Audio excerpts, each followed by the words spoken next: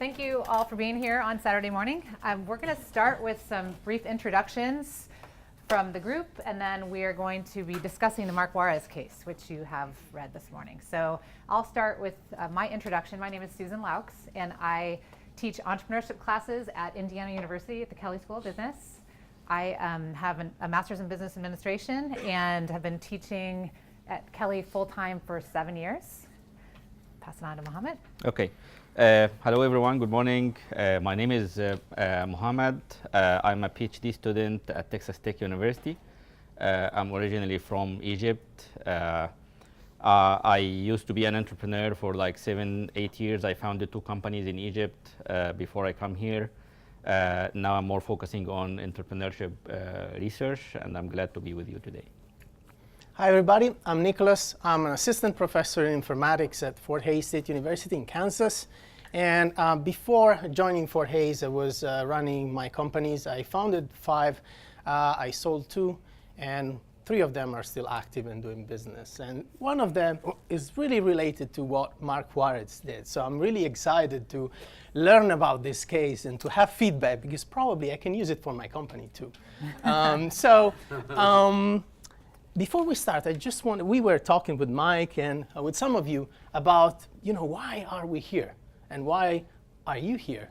So we want to learn that story first, but first we want to share our story. Other than the extra credit, by the way. Yeah, I don't know if you knew from the other group, but basically we were selected to give you a lecture about, this case and some business. But why are you here?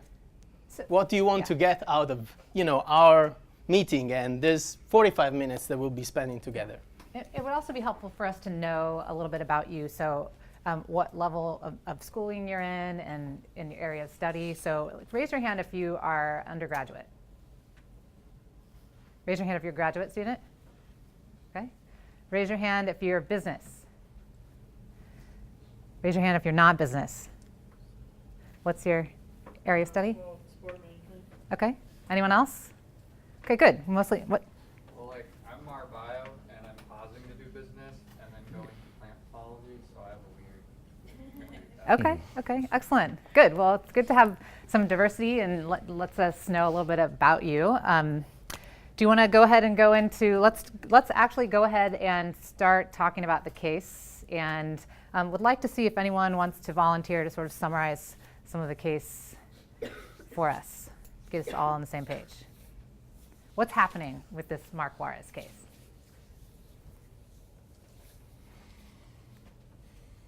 Who can tell? Yeah. He had an idea for a product that people in his field found helpful, so he was interested in getting a patent for it so that he could, protect his rights as far as making that product.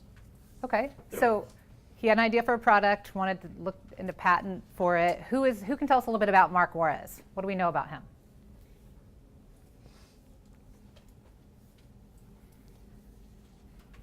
So at first, where is this all happening and when? So it's Berlin, Germany, in which year? Yes, in the 90s. And who is Mark Juarez, and why did he get this incredible idea for this product? He had recently become a licensed physical therapist. Mm-hmm. Massage therapist. Massage therapist, Yep. sorry. This is the field that it's being more accepted in for his product. Mm-hmm. So, and before doing that, he was doing several different things, and some of them he succeeded, then he took some time off, right? He was in Berlin because he took some time off after, some work that he did. He took an unexpected leave, and then he went to Berlin to develop this idea. Right, and what is the product about? Saving massage therapists from carpal tunnel syndrome and other joint diseases. Yeah, so it's this tiny little tool that massage therapists can use to improve the way they would work, but specifically to reduce some problems that they encounter, right? So what's a keyword in this product? Solution. It's a solution, right? For whom? For for massage therapists, right? So this is great. And how do we see this product? How do you, when you first read about the case, what do you thought about the product? Remind me of those things that you buy at Brookstone that you put on it and it starts to shake and vibrate. Awesome. Yeah. Yeah. And what are these things like? What do you mean? What's the process of buying these things, and how do you approach this product? I don't really buy them because I mean, it doesn't really, I don't know, I need more like a deep tissue for it to work. But I mean, as a massage therapist, maybe way back then, I could see why you know, buy it. So remember, this happened in the 90s, Yeah, that's okay? what I'm saying. Way back Okay. when, I could see why Yeah. it worked. Because I mean, you can get deep into it, especially with the balls being circulated, you can hit those pressure points. Because I know at least when I used to play sports, I used to use a lacrosse ball or like baseball balls to Okay. get like my pressure points, so like the hip flexors, you know what I'm saying, certain things in the back. Great. Yeah, and what else do we know about the product? So he developed the product and created a prototype. And then what happened? Yes. He gave the product to his students, and they requested for a couple more of them Students where? at the university he was teaching at in Berlin. I believe. Yeah, so he was teaching massage students. He was teaching massage therapy. He developed this tool. He shared it with his students. And what was the feedback? They loved it, and that they asked for more copies of it. Yeah, so he found a need for this product. Massage is difficult on your hands after hours and hours of massage, and it can relate to carpal tunnel. Came up with this product, shared it with some people at the school, and then got some positive feedback from that. Yes. What Isn't does that- this tell us? Sorry. What does this tell us? Like the feedback he got from the consumer. What was his mindset when he got this positive feedback from his students? He was excited about it, but he knew that he didn't have the money to. He wasn't sure if he had the right amount of money to request for the patent. So I think he kind of started to realize an opportunity, a business opportunity behind it. It's not just me invented this device. Originally he dreamed with the device. So it's kind of, he had this dream like, okay, I can use this. And he, of course, he was feeling the strain in his muscles and his hand. And it was a solution, as you mentioned before. But kind of when you share your idea with some people, some potential customers, and then you get positive feedback, it might signal that there might be a need in the market. So the idea is gradually changing into an opportunity. There might be an opportunity behind this idea. And isn't that amazing? I mean, the moment in which you have an idea and then you develop it and people start thinking, hey, this is awesome. I can use it. This is a solution to my problem. This can make my life better, right? So you have an excellent concept, and then you went to this wooden dollar. So you realize a little bit of a prototype, and then you test and you get awesome feedback. So it's done. You're there. You got it. So but what are the next steps now? So what we want to work with you a little bit on is, can we turn this into a business? Can we make it so this solution gets in the hand of as many massage therapists or as many end users as we think of? Yeah. It would be awesome to have every single one to have one of these tools. Yeah.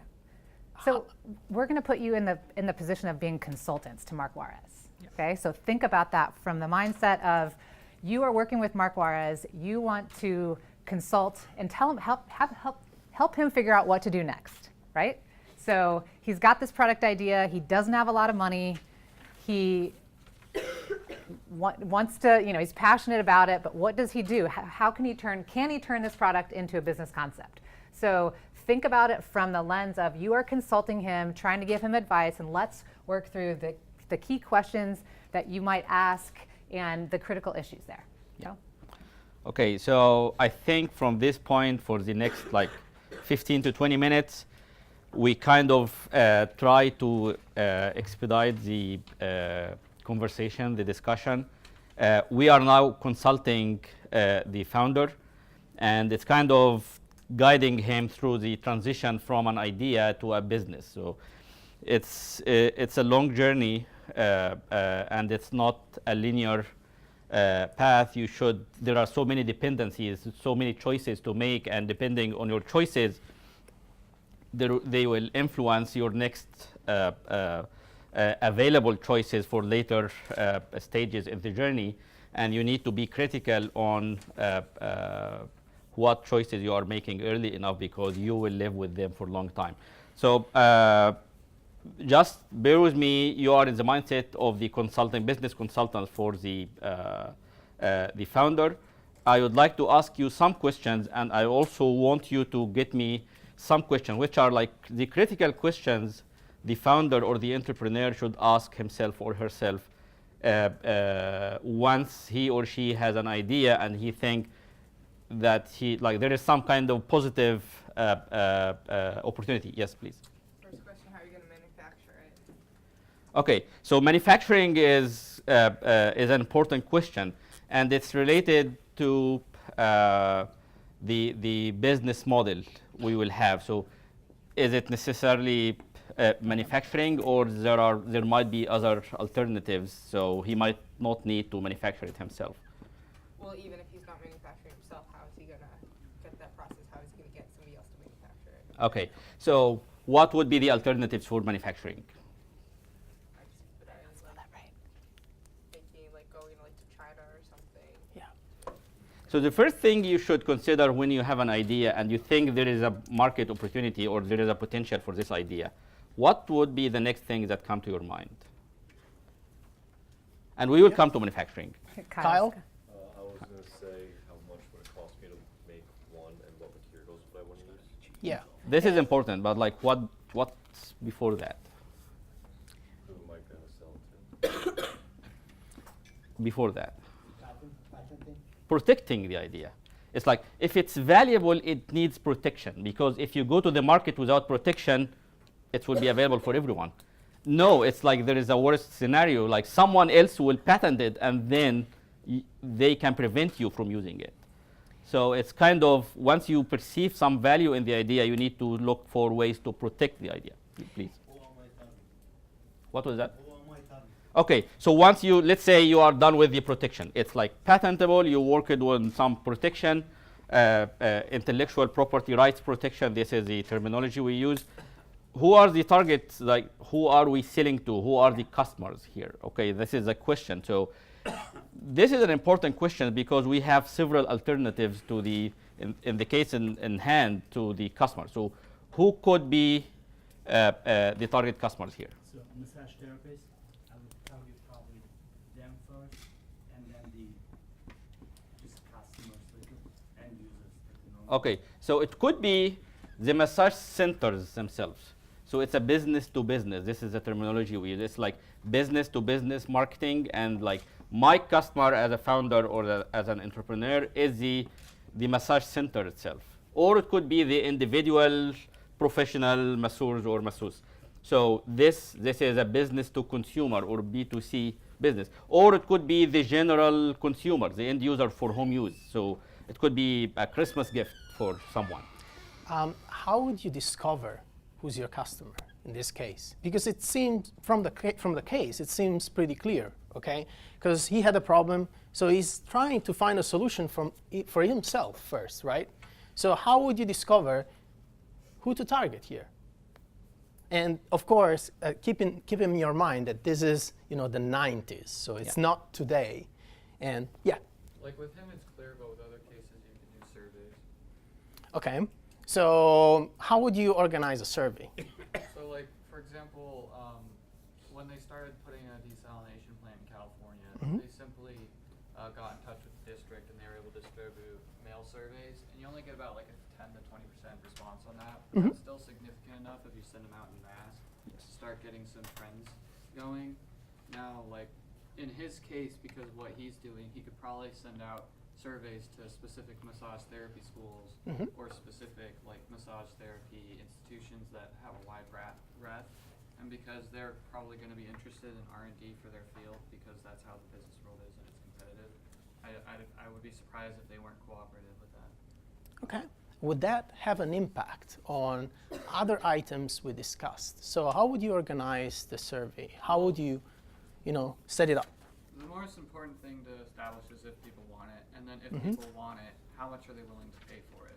Okay. After that, the rest of it's kind of like pick your poison, but those are probably the first two initial ones you should really focus on. Okay. So do we all agree that we want to organize a survey?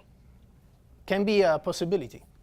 Me personally, I'd take this to like how he did it Mhm. to the students. Okay. And then from there, the students would use it on their customers, Mhm. see how their customers like it, and then the customer itself might buy it from them Mhm. to use it at home just for themselves because maybe you can have your wife or maybe you can have somebody else do it on you while you're at home. You don't have to actually go to a actual masseuse to get it done. So Okay. I probably did it exactly how he started it. You know what I'm saying? First kind of showing it off, trying to see, who all likes it, if there's a demand for it. So this is interesting. So what Amrit is saying is that, so you could give it to the massage therapist, so then the user, the end user, can probably, like by seeing how the device works, then maybe they want to buy it. So what that suggests is that by probably targeting business-to-business customers, the model, using the business-to-business model and targeting business customers, then we can get to the final customers. So probably there's another strategy that we can use, and that's probably leveraging the massage centers and massage therapists to then reach the customers, right, in a snowball kind of process, right? So the two options that appear here is survey and then kind of a focus group with a limited set of people that would use that. Yeah. Why don't we combine both of them? Mm-hmm. Just get the sample to just target some of the therapy centers, send them at least one sample, and then use them as an example. Once they like it, use them as an example. I don't know, look, if you want to target the B2C, then we can just put some kind of commercial on the TV Mm-hmm. and have a therapist backing up the product. So- now you're targeting the consumers. What are the advantage and disadvantage of doing this? The advantage is that you can actually get so many customers. More revenues. It's like you have two revenue streams instead of one. Okay. What is the disadvantage? Cost. Probably the cost. It's like you are limited in resources in the beginning. So of course, if you have the capacity to target B2C and B2B at the same time, perfect, you can go for it. Usually you are limited in financial resources, in management resources. Each targeting have some dependencies, as we mentioned before. So like talking with companies, your marketing will be different from talking to consumers in every aspect. So if you have budget to do both of them, yes, of course, you should go for this choice. If not, I would prefer to do it in series. So check both of them and see which one will have higher returns early enough, and then use the outcomes or the returns you are getting to finance the other choice. Can we? My Oh, go ahead. apologies. I tried to say that in series. So if we In can series, just yeah, go to yeah, therapy, I totally agree with you target on series, and yeah. then once they like it, Yes, and working with them, then they can perfect, have- yeah, I totally agree with Can that. we come back to this? So we're talking about how we would sell it to people, but can we talk about how we would sell it? What's the value proposition? Let's go back to maybe the core of what the product is and how, like, why people would want it. Simply, What's special about the it? reason people would like to buy this product. So what is the value proposition? What's in it for the customer? Yes. To relieve the pain of tunnel syndrome or any other hands and forearm pain that they might experience. Might not necessarily mean just physical therapists, but there's a large market out there. People that finding out that they have this syndrome and they don't know what it is. So I think another consumer would be like hospitals, because when people don't know what they have, they try and find somebody, usually a hospital, where they get answers for what they're experiencing. So this is a device or an equipment that is meant to reduce the strain on the hands or muscles of the professional massage. Okay, so is this a strong enough value proposition? Will people be willing to pay money to solve this problem? What if I don't have pain? Would I still want to use the product? Probably stress. It's an alternative to medication. So the questions I have just asked, there is no solid answer for them unless we go to the customers, potential customer, and ask them. So it's kind of, there is no out of the book answer, so this is what we do in this case. The best way is to go back to surveys and say, okay, is this a problem you are suffering from? Yes. Is this something you are willing to pay money for to solve? Yes. How much are you willing to pay? So up to $50, up to $20, up to $100, whatever. And these questions will help us kind of guide our some of the next decisions in our case. So, Yeah, you have questions? It's a one for some customers. Sorry? I do believe it's a one for some customers. Mm-hmm. But if the massage center try it, it may be a need for some of them. Mhm. So I do believe we need to target the product will be more valuable for the massage centers, not for the customers. Yeah, this is a hypothesis, and this is a valid hypothesis, but we need to test it through going to real centers and ask them. So it's kind of, it's very dangerous sometimes to rely on the entrepreneur or the founder. There might be some biases, and the best way and the simplest way is like go ask the customers. So Kyle, what were you going to say? I was going to say, I don't think you would need to target it towards massage therapists because they're going to be the ones that do know about it. So the marketing towards them would be, I think, a waste of money. I think you should market it more towards the common public because it's a tool that anyone can use. You can basically turn anyone in your household into a masseuse. Okay, so that's the value proposition for someone in an everyday house. You can have a professional grade massage at home. Okay? Yep. I feel like though that's like we're assuming that because like it never in the packet or anywhere ever said that it gives a better massage. It just says it allows a surface of pressure points that just doesn't cause strain on the hands of the user. And like a consumer can still learn how to massage via like a video or a book or whatever. And this device isn't gonna make them a massager. I can see with the marketing why you do that, but there's a lot of products that exist that do that and aren't successful because people can see through that bull crap within a couple of years. What we know, it is a successful product. You Yeah. see it in every convenience store nowadays. Target. actually, I like the points you brought to discussion, and I like the comment. The point here is it depends on the positioning. So the original value was it's to reduce strain on the hands and like. So if you are working for 10 hours, this may allow you to work for 12 hours. If you work for 6 hours, this may allow you to work for like 8 hours. Yep. And one minute. Okay. Oh. So the point here is we need to make sure that we position the device the right way. It might not meant originally for the home consumer, but if you position it this way, it might be a nice gift because it's kind of you socially construct the reality about the product. It's kind of you sell it in a certain way, and if it's like $20 or $30 a piece, still some people might like to have it as a gift or send it as a gift to a friend or something. So Okay, what were you going to say? From watching like a video, like you still can learn by your hands. However, this is like trying to solve the problem, like hitting the pressure points. So easily you can mess up somebody's pressure point with your fingers. So that's why has a value for people at home, so they can hit the right pressure points instead of messing somebody up or themselves up. Great, okay. You had a question. How I'm seeing it is he's a masseuse, so he knows the problems in the industry. So I wouldn't even need a survey. How I see it, if I'm a masseuse and it's hurting me, it's got to be hurting somebody else. I can't be the first person. So I see it. So I'm gonna give it to them, like I said earlier, and then I'm gonna target towards the people at home because the people at home might not have money to go and get $100 massage, $150 massage, and then having those is gonna really get that deep tissue because somebody that doesn't know how to use their hands can't get that deep. Yeah. Can't get those pressure points, like she's saying. So that can actually get into the pressure points, sell for $20, $30, and it could be in almost every home at that Yeah. point. Just because everyone getting the older you get, sports, even if you play sports or not, your back's gonna hurt, your muscles are gonna ache, everything's gonna ache. Yeah. You're gonna want those. So, but to give Mark Juarez a suggestion, because ultimately we are consulting the guy, can we use a tool because I think all of your comments are valuable, but at some point Mark Juarez has to target some market first, right? And so can we draw just and measure the impact. So how is this product going to impact customers, end customers, and masseurs? So if you had to, so this is impact.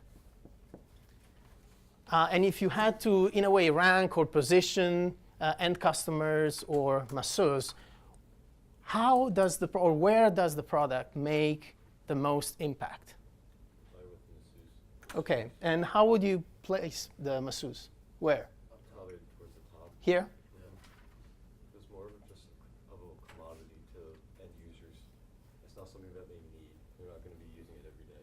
Okay, can I reframe that question a little bit? Sure. How much would you pay as a masseuse to get this product if you're working for 8 hours per day? It's a lot. Give me a number. 1,000 Wait. Can you write it down on a piece of paper? Like each of you. I don't want to get just one answer. I want to get all of your answers. How much would you pay as a masseuse and as a final customer?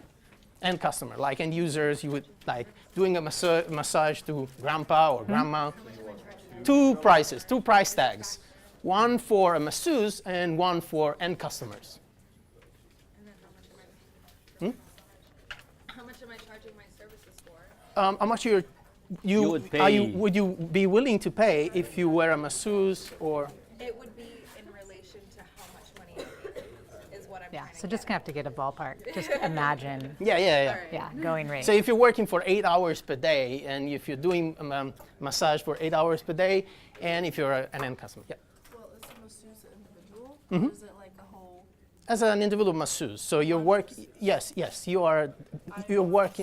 working doing massage for 8 hours per day. You're feeling pain in your hands because it's a lot of work, and you want to probably improve your work. So we said the customer is you.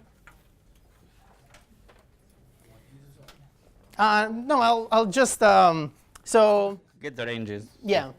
Are you all done? So just someone. $50 or more. So go start Yeah. with masseuse. If you So were the how much would you masseuse- pay as a masseuse? 100 to 200. 120. 100 to 200, depending on the quality. Okay. So 100 to 200. Yeah, that all depends on the quality. Okay. Anyone in this price range, 100 to 200? So how many? Can you raise your hands? How much is that? 7, 8? Okay. Any higher ranges? Any higher? Prices? Would someone pay more? I would pay if I was a sewer. I'd put it infinite. If I was a sewer.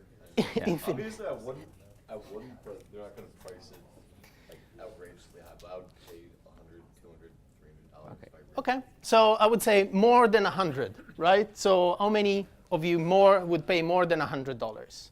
Yeah. Yeah, as a masseuse. Okay, we got 10 probably. Majority.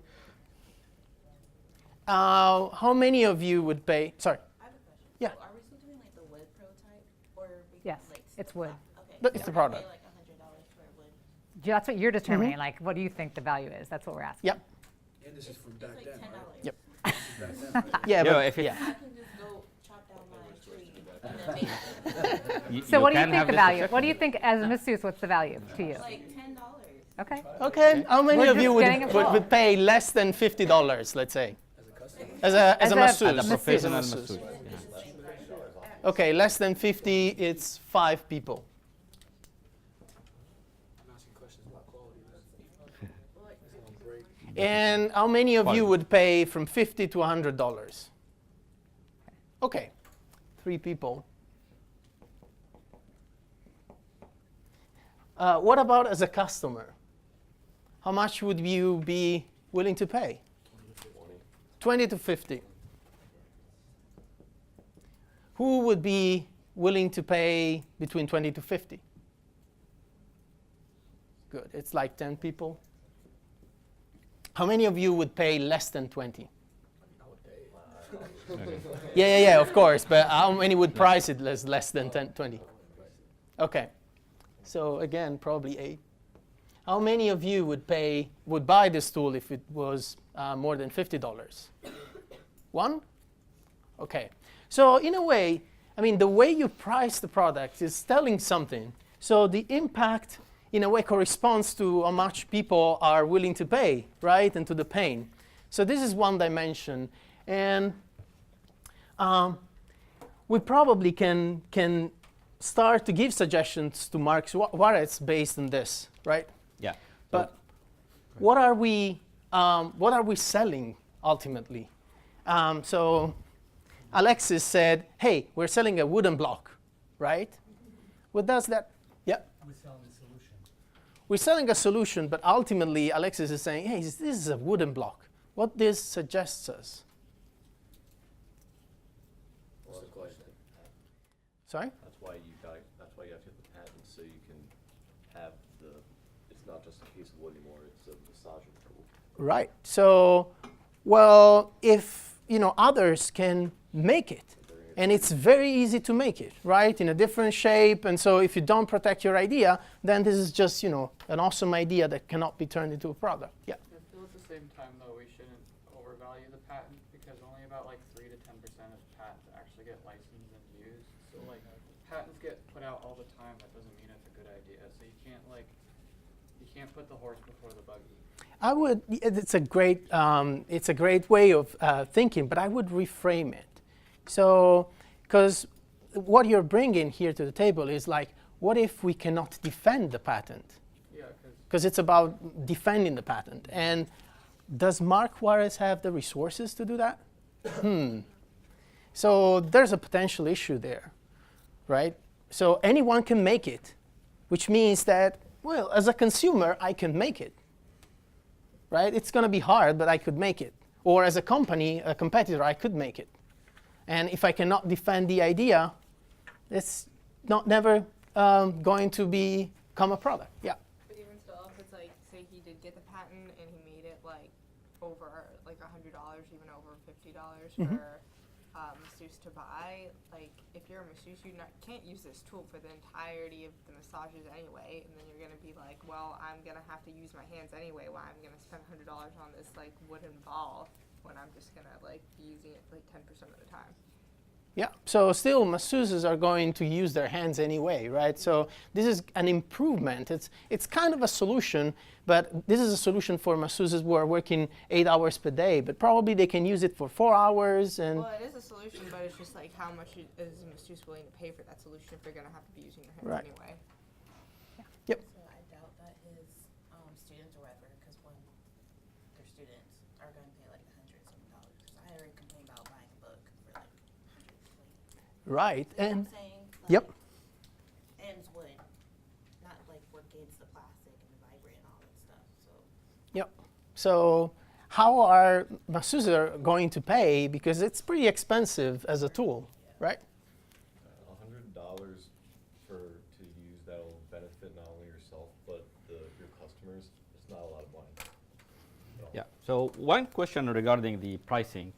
What is the point behind all of the analysis we have just made and the price points, price ranges as a consumer or as a professional masseuse? The point here is your pricing decision. There are some criteria, several factors you consider when you decide a price. So we have a concept called high volume, low return or low return. Low margin. Low margin, yes. So if you expect high volume from your pricing, like you are selling to large market, to consumers, you don't expect to price it at like $200 or $150. You don't expect high profit margin from your pricing. So the volume is kind of go in the opposite direction with the profit margin. If you are selling to professional massage centers or you professional masseuse, you can charge more. So people might be more willing to pay $150 or $200, some of them. One other thing to consider here is the pricing model itself. So I think Alexis said, I can do this using $10. I'm not willing to pay. And this is kind of cost plus mentality. So how much does it cost to make a similar product? Like chop my tree, do some like carving, and I will have a similar product. So yes, it might cost $10 to do similar product. The point here, sometimes we don't price our products based on their cost. Like iPhone, how much an iPhone cost to produce? I don't think it's close to $1,000. It might be 150, 200, 300, but it's priced based on its value. How much do we think the customer is willing to pay for this product? And if you position this as like a gift, a fancy solution to your strain or something like that, you might get the consumer to pay something more than the cost. You are pricing based on the value rather than the cost. The main reason I feel like buying that thing is because it's made by a masseuse. Okay, so like, you think it's a professional, it's designed in a right way? Being a Yes. masseuse, I'm Yeah. not going to know how to make that because those legs are in specific places for a specific reason. That ball or the circle or whatever you want to call it is a certain diameter Yeah. for a certain reason. Maybe, I don't know. But I'm just saying, being a masseuse, you know those things. Not being a masseuse, you don't. Yes, So that's how can right. I make a product And that's going to work? if you are the entrepreneur doing this product, you might leverage this concept. Yeah, you have that knowledge. It's kind of, there is science behind this. It's not Yeah. just like a piece of wood designed in like 4 balls or 5 balls and then it has some pressure. There is science behind this. It's made and tested by professionals. So there is reason you pay for this product. Yes. Is this the case of Mark Juarez, though? How many years of experience does he have in that He business? still has more than me. Yeah, You know what yeah, I'm yeah, saying? yeah. So that's how But- I see it. Like, I'd rather buy it from him than someone that just made it. It's not even a masseuse at all. Sure. And at that point, way back then, I mean, there probably wasn't that many products, like this at that point. So you can market it as, this is developed by a masseuse By to a solve a masseuse, problem. It's Yeah, the and same so way that you see those toothbrushes. Oh, this one, 10 out of 20, dentists approve this toothbrush or toothpaste. So you're more likely to go and buy it compared to someone that doesn't know nothing about massage. So So, Nick, do you want to tell us about what happens in the case in the end? okay, I Give us just the want to update. have. I want to Almost answer time. the question that Alexis, right? Sure. As a massage therapist and as an owner, well, I'm not, but I'm just saying, in the idea, right? Do I want to sit down and try to perfect the product that I could make it, for $10, or should I concentrate on getting the customers and make more money? I can get that money like a lot faster than sitting there and perfect it. That as a therapist, as a customer, do I really want to sit there and so many products out there that do I want to try to duplicate that copy every time? Just if I like this, I'll go there. If I like this, do I want to copy it? And how much time am I going to spend to duplicate it to make it as perfect as the other one? So you gotta choose whether you're gonna spend your time, which is a lot valuable, than the money. Yeah, so, but both points are valid. And I just want to quickly go to the point in which we give a suggestion to Mark Juarez. First of all, how much would the wood cost for making this product? Nothing, right? It's 4 pieces of wood carved from a wood dollar, so very cheap. And how much money can he make out of it? Well, if he targets consumers, he can sell to a lot of people, but for a lower margin, of course, because consumers, as we said, are willing to pay less. If he targets massage centers or massage therapists, then he can charge more. Of course, the market would be small, but he can apply multiple different strategies to collecting revenues, such as advertising the product through massage centers. But what would you do? What would you suggest to Mark Juarez? Should he pursue this idea as a business? Would you do that? Okay. So who wouldn't do that? Who wouldn't do that? I mean, I'm asking. Who wouldn't pursue this as a business? All of you would. It's an interesting product. It solves a problem. Well, still, we are uncertain about a lot of things, such as whether our product is unique. So still, we have to do a lot on patent research. What if someone invented this tool already? Is this the case? So 18 years later, Mark Juarez has a successful kind of company based on these products. where would you locate this company? Would you put it next to Facebook? Or next to which company would you refer Mark Juarez? So this is Facebook, okay, or Google, you know, the unicorns. So how much money could you make with this company? How much could you grow your business? Where is Mark Juarez? Can you give me a comparison? I would put it somewhere in the middle, probably. Between Facebook and what? Whatever the lowest bottom. And zero. What would be the lowest here? Okay, just a small shop. So where is Mark Juarez? Right in the middle. Right in the middle.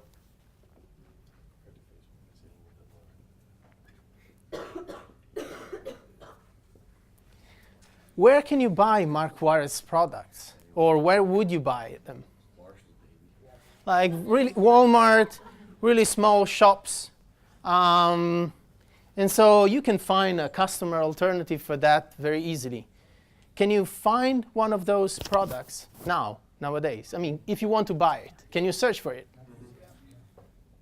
How much are they priced? Yep, $7. How many of those products are from Mark Juarez's company, which is called the Happy Company? So there are plenty of alternatives out there. And apparently a company founded 10 years before Mark Juarez had this idea already developed the product. And it's still active right now. And Mark Juarez's company was very successful at some point because it was able to grow fast. But of course, there are many competitors out there.